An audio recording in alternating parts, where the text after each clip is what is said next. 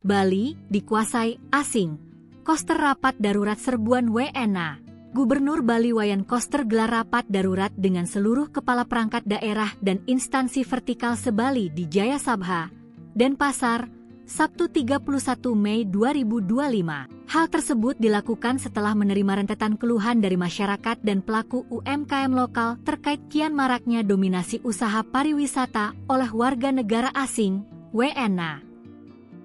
Hal ini dinilai akan memojokkan masyarakat lokal di tanahnya sendiri. Dalam rapat tersebut juga mengevaluasi menyeluruh terhadap sistem perizinan dan regulasi usaha pariwisata pun jadi langkah awal yang ia tempuh.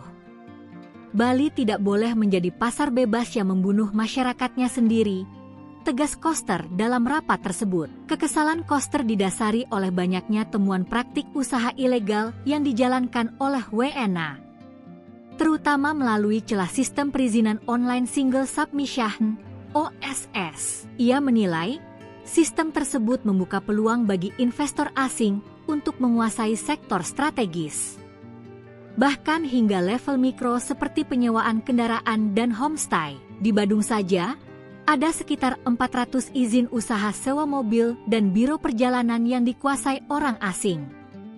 Banyak yang tidak punya kantor, tidak tinggal di Bali, tapi tetap bisa beroperasi.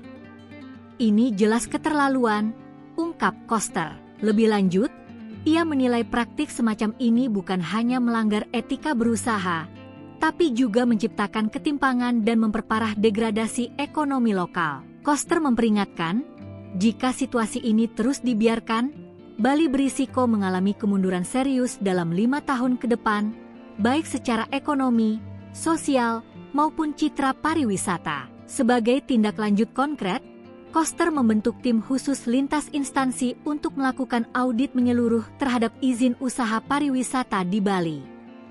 Ia juga menyiapkan regulasi baru yang lebih tegas dan berpihak pada masyarakat lokal.